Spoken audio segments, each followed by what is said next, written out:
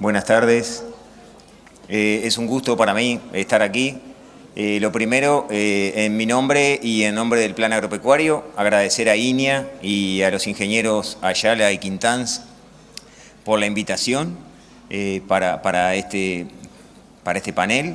Sin duda un desafío ante este calificado público. Vamos a intentar atraer vuestra atención después de también un muy calificado almuerzo. Como decía el orador anterior, en realidad el título es, después del almuerzo, un destilado de la situación actual y de las perspectivas de la cría en una apretada síntesis que no va a llevar más de 30 minutos. El contenido, las características del periodo 2000-2013, donde han habido cambios importantes, pero las características van a ser desde el punto de vista de los precios en una primera instancia, los precios que reciben los productores por el ternero que venden, dado que el título es algo más que más terneros. Vamos a hacer hincapié en los precios de los terneros en ese último periodo de 13 años. Nosotros sostenemos que más allá de los precios, lo importante son las relaciones de precios.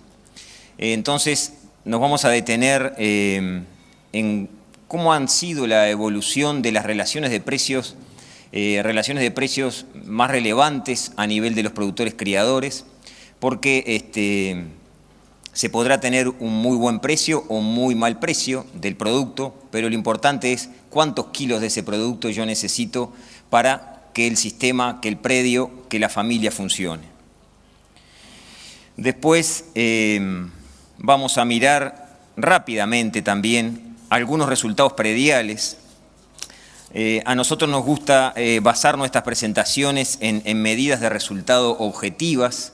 El plan tiene una historia bastante profunda de analizar resultados prediales y nos vamos a detener en algunos resultados prediales de los últimos años, haciendo un hincapié en algunos sistemas de producción que parecen interesantes y que tienen resultados que parecen interesantes y parecen importantes mostrar, difundir, no para copiar lo que hacen esos productores, sino para ver que con algunos recursos que a priori parecen limitantes, recursos naturales me refiero, se obtienen resultados productivos, económicos, y se vive a partir de una explotación familiar criadora. Y después al final, a manera de síntesis, un poco el resumen de esos 3 puntos anteriores y algunas perspectivas mirando para adelante, pero sin pretender hacer futurismo ni mucho menos. Yendo al primer punto, las características del periodo 2000-2013, los precios de la exportación. ¿Qué tienen que ver los precios de la exportación con los precios del ternero? Alguna relación tienen.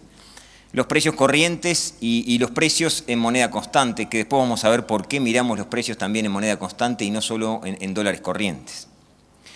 Los precios de exportación no necesita que yo lo venga a decir acá, pero solo a manera de recordatorio, han tenido un crecimiento realmente inesperado, inédito en los últimos 10-12 años a nivel de la exportación de carne vacuna específicamente, de tal magnitud que el precio en moneda corriente se ha triplicado en los últimos años.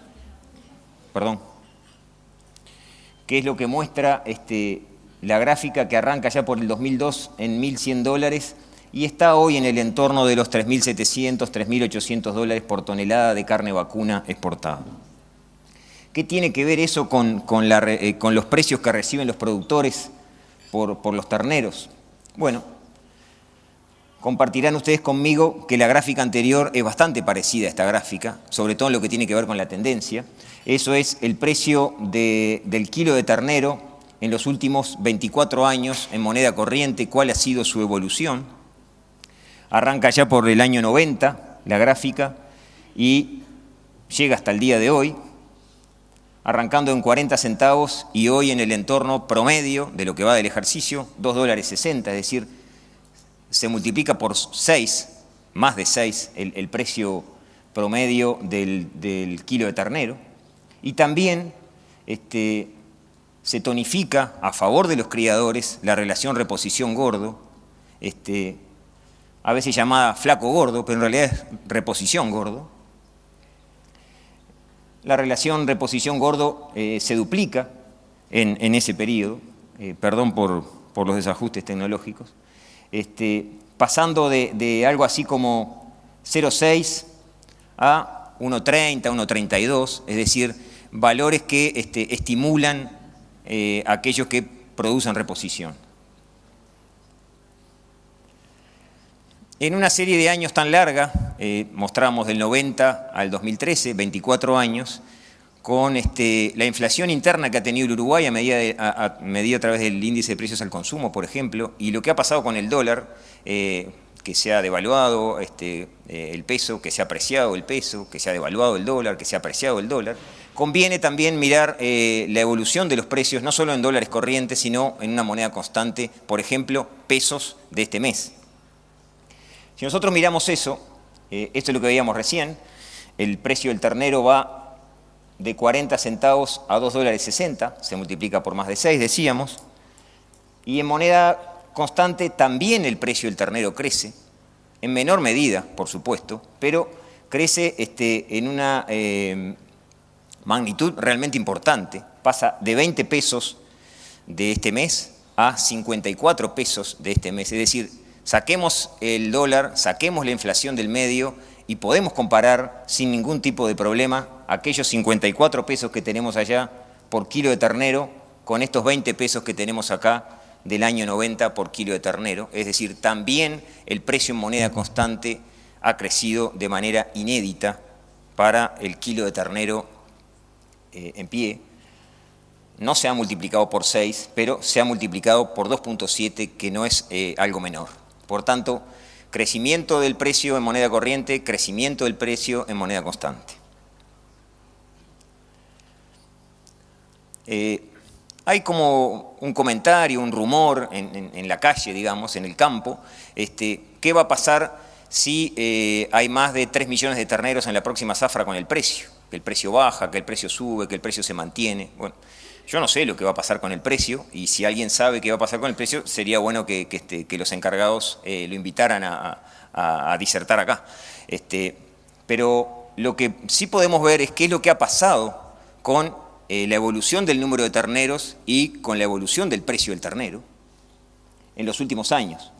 Del año 97 hasta hoy, la cantidad de terneros declarados a partir de la declaración jurada de DICOSE ha crecido 35% en los últimos 16, 17 años, y en ese periodo el precio se ha multiplicado por 3,5 veces, es decir, ha habido más terneros, prácticamente que en forma sistemática, excepto los resultados de la post-seca 2008-2009, ha habido más terneros y el precio ha acompañado de la mano de aquellos precios que veíamos de la exportación que se ha triplicado en ese periodo. Por tanto, eso también es importante porque, bueno, para saber a dónde vamos está bueno saber de dónde venimos y cómo viene la situación en lo que tiene que ver con la cantidad de terneros y con el precio de ese producto. También algo que pinta cómo ha sido la evolución del escenario para los criadores es algo que se manifestó hoy de mañana. La relación entre la vaca preñada y la vaca gorda. Ese es la evolución del precio de una vaca preñada del año 97 al 2013 y esa es la evolución del precio de la vaca gorda en el mismo periodo. Hubo momentos que la diferencia a favor de la vaca gorda fue en el entorno del 30%, periodos bastante, no muy lejanos y bastante negativos, entre comillas, para por lo menos una parte de la cría. Hoy esas diferencias han prácticamente que desaparecido y los valores son prácticamente que iguales de una vaca preñada o de una vaca gorda, lo que sin duda es un estímulo adicional para los sistemas criadores. Si yo decía, lo importante no son los precios, son las relaciones de precios, bueno, hablemos de las relaciones de precios, que sin duda están determinadas por los precios, pero el comparar esos valores que veíamos de precio de ternero con cuánto me cuesta a mí poner en funcionamiento y que continúe en funcionamiento mi sistema de producción, lo vemos a través de las relaciones de precios, que no es la relación insumo-producto, eso es otra cosa, eso es una mirada de la eficiencia económica del proceso de producción. Esto es antes del proceso de producción, la relación entre el precio del kilo del producto y el precio de la unidad, tonelada, litros, etcétera, de los insumos.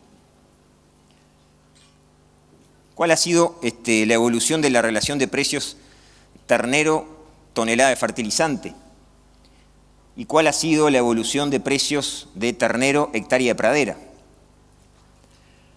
Ha habido un abaratamiento relativo, es decir, se necesitan menos kilos, y si alargamos la serie se visualiza mejor aún, se necesitan menos kilos, entre 20 y 30%, dependiendo de en qué momento se mide y cuál de los dos insumos miremos, si el fertilizante o la hectárea de pradera, menos kilos de ternero para hacer una inversión como una pradera, o si ponemos un mejoramiento de campo, o refertilizar un mejoramiento, o una pradera, o un verdeo. Por tanto, hay un abaratamiento relativo de cualquiera de esas dos inversiones o gastos, como uno lo quiera ver.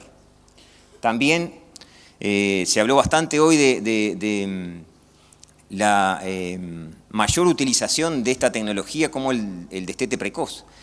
Y ha habido también un abaratamiento relativo en kilos de producto, siempre hablando, de la ración de destete precoz. No quiere decir que la ración de destete no haya subido en la pizarra de los que venden ración de destete, ha subido, pero ha subido más el precio de mi producto.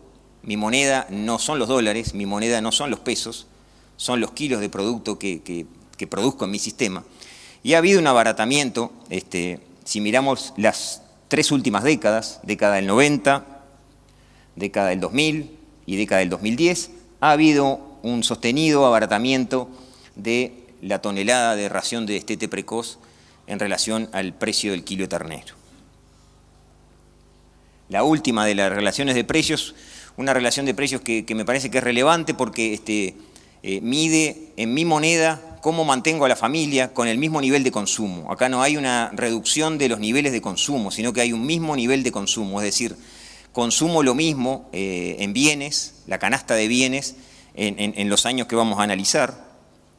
Es una canasta urbana porque es de la que hay más medición, pero bueno, compartirán ustedes conmigo que cada vez es más parecido el patrón de consumo de una familia rural con una familia urbana por diferentes motivos, o porque los hijos estudian, o porque ya se vive en la localidad y no se vive en el predio, etcétera, etcétera. Entonces, esto es comparado con una canasta urbana que tal vez no se ajusta exactamente al patrón de todo lo que consumimos acá, pero la tendencia es lo relevante. Eso es cuántos kilos de ternero ha venido costando desde el año 90 hasta el año 2013, hasta ahora, en kilos de producto, la canasta familiar. Y eso es lo que ha evolucionado en dólares por mes el precio de la canasta familiar. Allá por el año 90 precisábamos 1.500 kilos de ternero mensuales para cubrir una canasta familiar. En los 2000, 1.300 kilos de ternero para cubrir una canasta familiar. Y hoy, en los 2010, en promedio, 900 kilos de ternero para cubrir la misma canasta familiar. Es decir, hay un abaratamiento en mi moneda de la canasta familiar.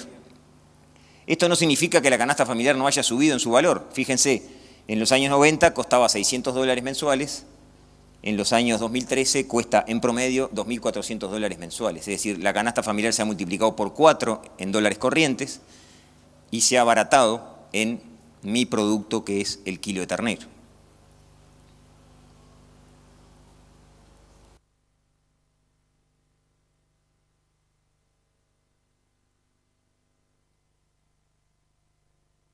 Visto el escenario de los precios y de las relaciones de precios, veamos algunos resultados prediales criadores, muy sintéticamente. Estos resultados no son de modelos, no son de simulaciones. Yo no tengo nada contra los modelos, no tengo nada contra las simulaciones, pero son de resultados de predios de verdad, de predios comerciales, que tienen su fuente en un programa que el Plan Agropecuario lleva adelante desde hace más de 12 años, que se llama Programa de Monitoreo de Empresas Ganaderas, donde se monitorean diferentes sistemas de producción. Tiene esas características.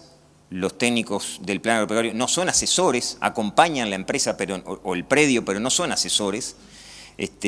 Hay una metodología atrás que se mantiene durante estos 12 años que nos permite, bueno, comparar entre predios y comparar la evolución de estos sistemas productivos, familiares.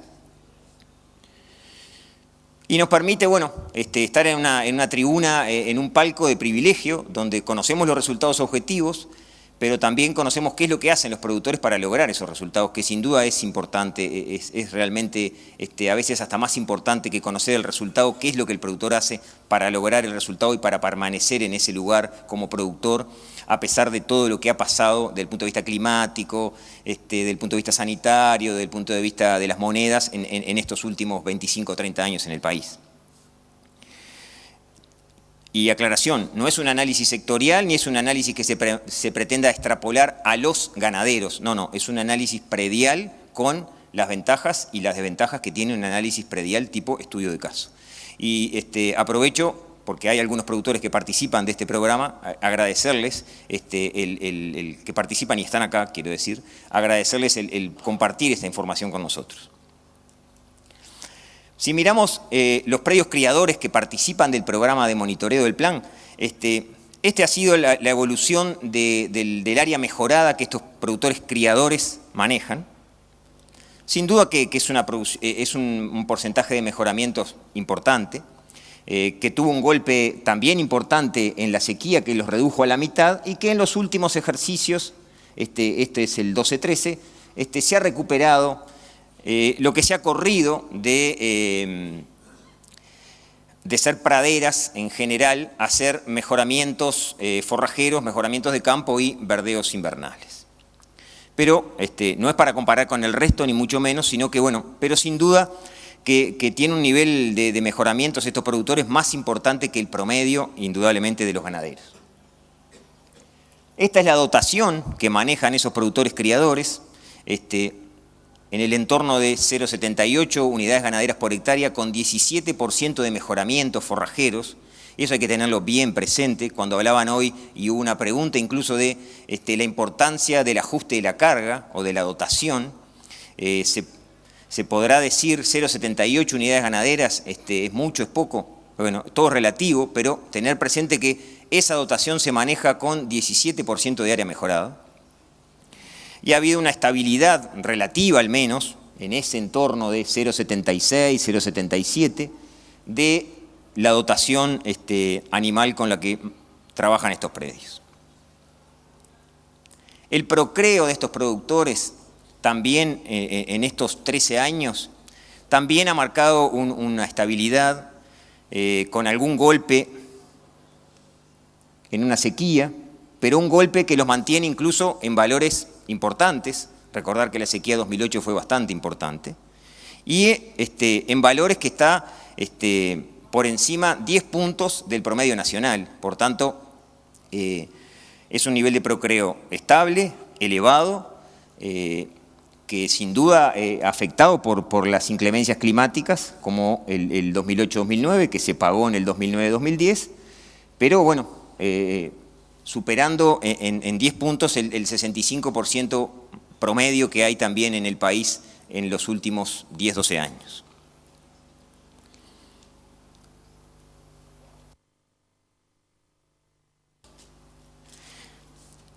Ese es un poco cómo son los criadores, y ahora lo que vamos a ver rápidamente también es un criador, que ¿por qué merece nuestra atención? Porque es un criador que uno a priori podría pensar que con la superficie que tiene, con la productividad del suelo donde está ubicado, si uno a priori le dan esa lista de recursos naturales, es altamente probable que uno diga, bueno, en realidad debe vivir de otra cosa, no debe vivir de la cría. y vive pura y exclusivamente él y su familia de la cría. Por eso el compartir la información nos parecía realmente importante, reiterando, no es para salir a repetir lo que este productor hace, sino que es para tener en cuenta a la hora de que yo voy a tomar decisiones en mi predio, qué es lo que otros hacen que da buenos resultados, sin importar cuáles son los recursos naturales en gran medida sobre los que estoy parado. Esos son un poco los motivos de por qué compartimos la información de este productor. Son las características del sistema desde los niveles de intervención que este productor tiene. Hay un fuerte nivel de intervención en lo que pasa en el predio de este productor, que pasa lo que él decide y no pasa lo que la naturaleza y el clima deciden con su rodeo, con sus pasturas, con su recría.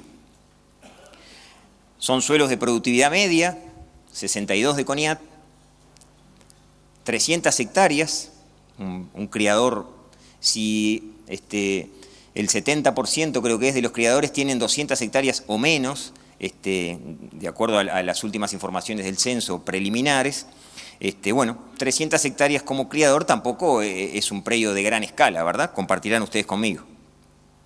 La mano de obra es el productor, un hijo y un asalariado zafral que da una mano cuando hay mucho trabajo. La dotación vacuna, 0,7 unidades ganaderas por hectárea, no tiene lanares. Hay 18% del predio, de las 300 hectáreas, 55 son mejoramientos de campo, Lotus Rincón y Olcus básicamente. Y hay una destacada producción de carne vacuna de 105 kilos de carne por hectárea, lo que sin duda para un predio criador de estas características es importante. Esa es la dotación que el productor maneja y hay que prestar atención en cuáles son las prácticas de manejo o las tecnologías de proceso que este productor aplica en forma estructural en su predio, es decir, en forma sistemática. En tore temprano, octubre-enero, en enero los toros se retiran del rodeo, la aparición y el entore se da en esos mejoramientos forrajeros que yo les contaba recién.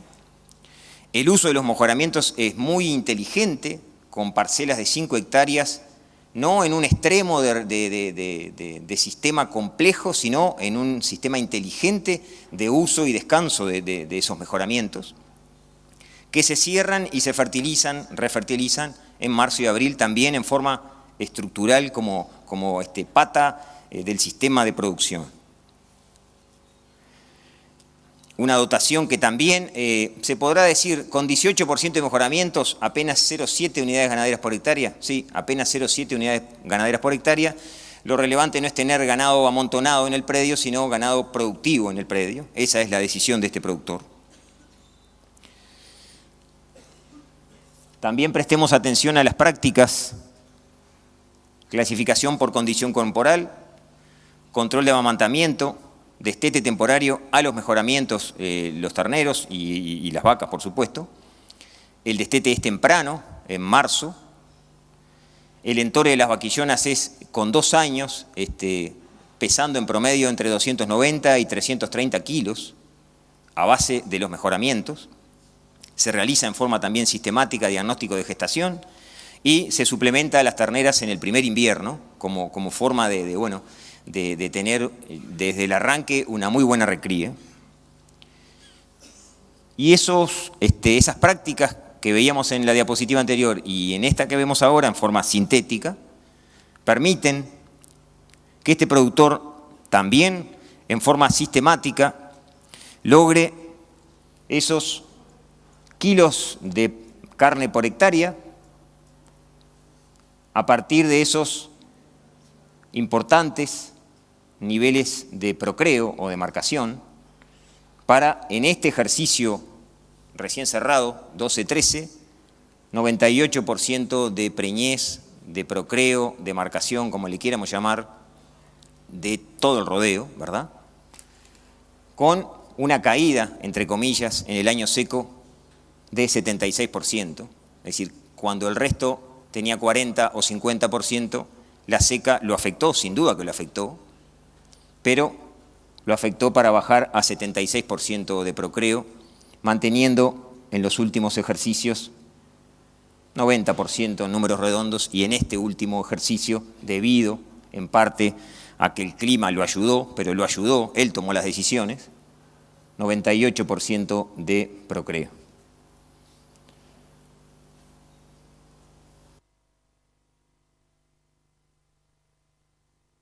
Esas prácticas de manejo, esas tecnologías de proceso y también tecnologías de insumo aplicadas y combinadas le permiten esos niveles de productividad que parten de esos niveles de procreo que veíamos. Como alguien decía hoy, el productor no vende porcentaje de procreo, vende kilos. Le permiten lograr estos resultados, y ya termino con las gráficas, una relación insumo-producto, que es esta gráfica que tenemos acá, de 0,55, es decir, está en una posición realmente sólida de relación insumo-producto. Por algún motivo podrá tener algún problema de productividad, de costos, de precios, pero esos niveles de relación insumo-producto le permiten estar en una situación de confort, indudablemente.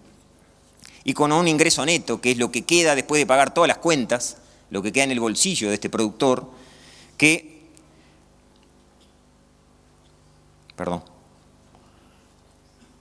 está en los $90 por hectárea libres de polvo y paja. Con una caída, sí, es cierto, una caída en el año seco a $10, cuando el promedio de los criadores parecidos a él estaba en menos $7 por hectárea, la caída de este predio fue a $10 por hectárea, que lo impactó, sin duda que lo impactó la seca y la caída de precios 2008-2009, pero lo impactó a niveles de llevarlo a $10 y no a lo menos 7 del promedio de los parecidos a él.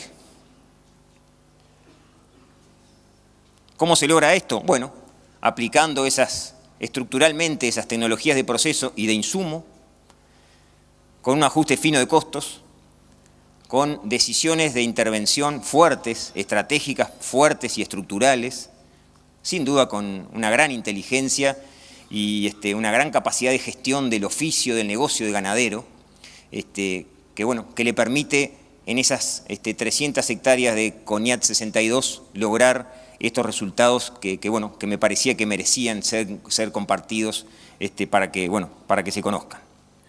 Y para terminar, entendemos que así como lo hemos pintado, ha sido un escenario favorable para la cría en general, excepto la seca y la caída de precios 2008-2009, pero el escenario, de acuerdo a los precios y a las relaciones de precios, ha sido favorable, basado fundamentalmente en ese crecimiento sostenido de los precios que veíamos del ternero, tanto en moneda corriente como en moneda constante en ese periodo, realmente inéditos el crecimiento de esos precios, tanto en corriente como en constante.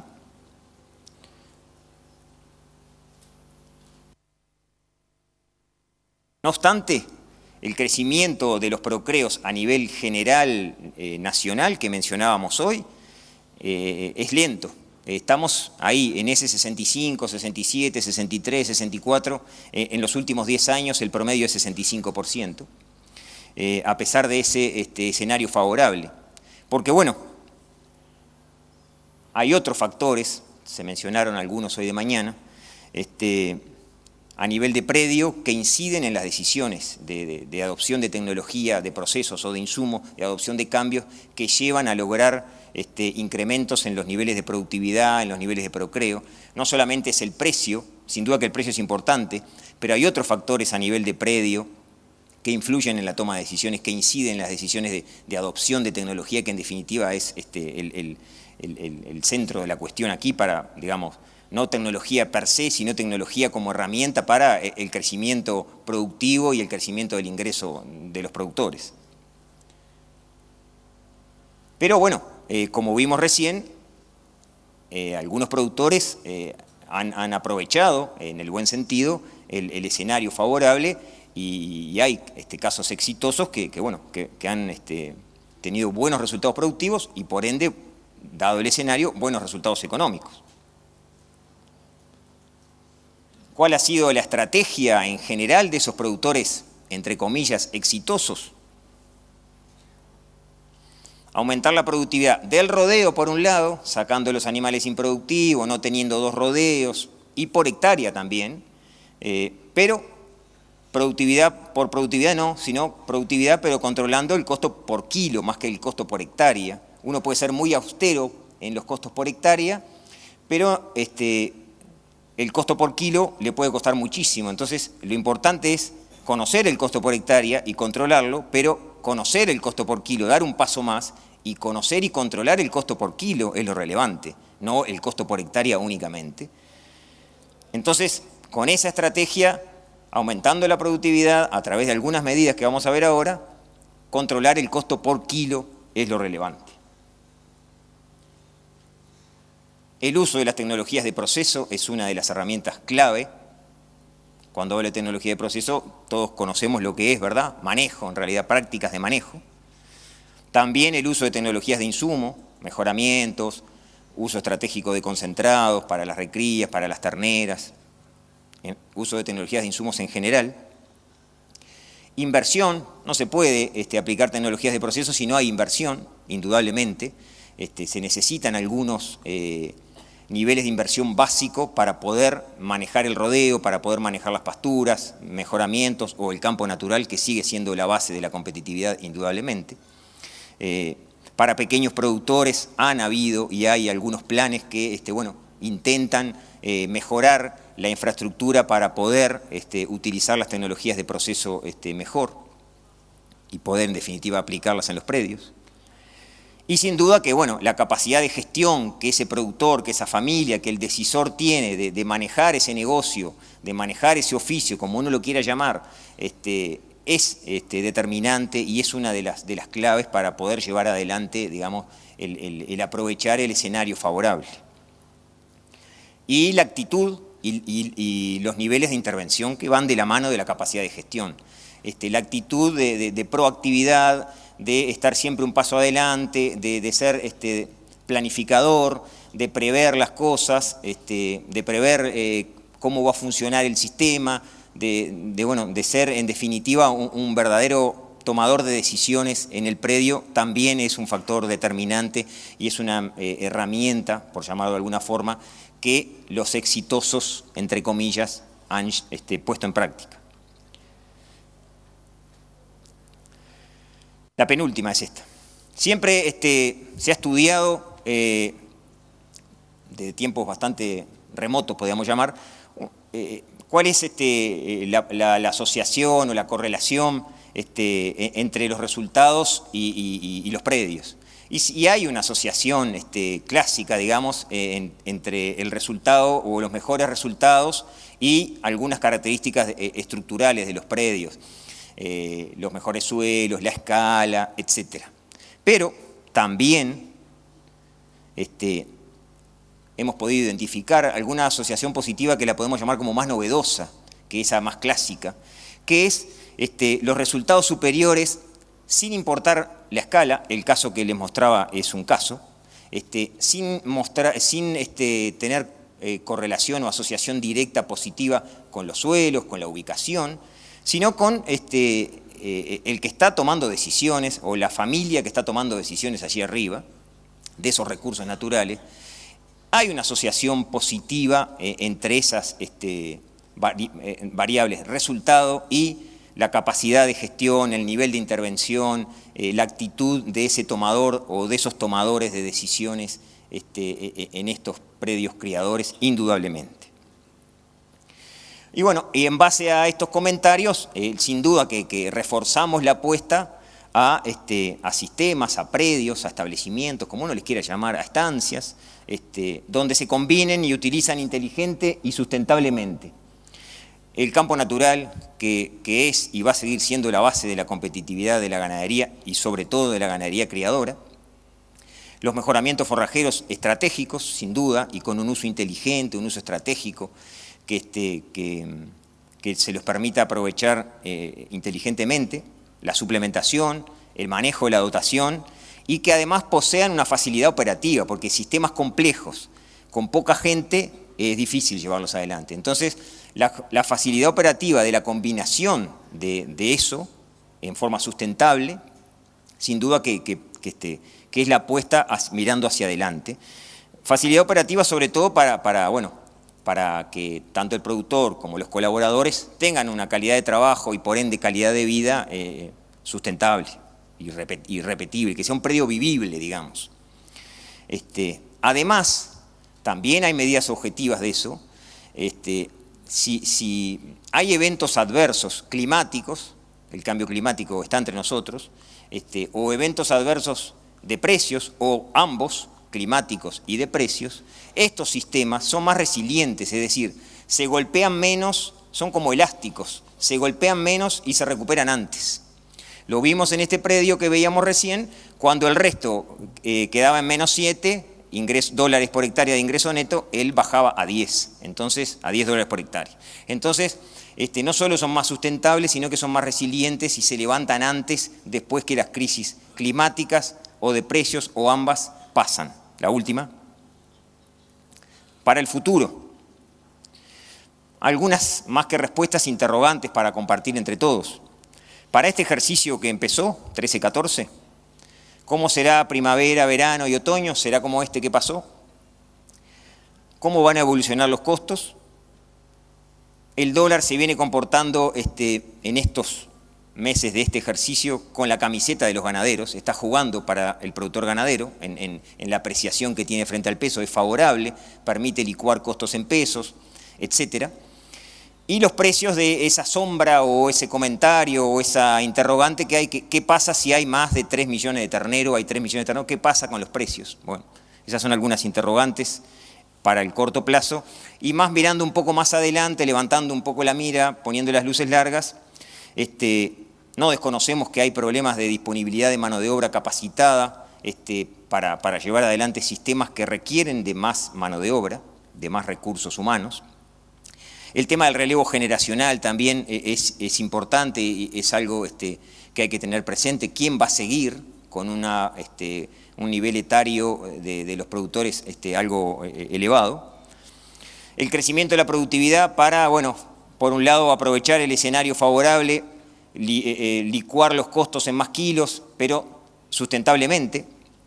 Todos aspectos relacionados, recursos humanos y manejo del ambiente, relacionados con la sustentabilidad de los sistemas, mirando un plazo más extendido que el ejercicio.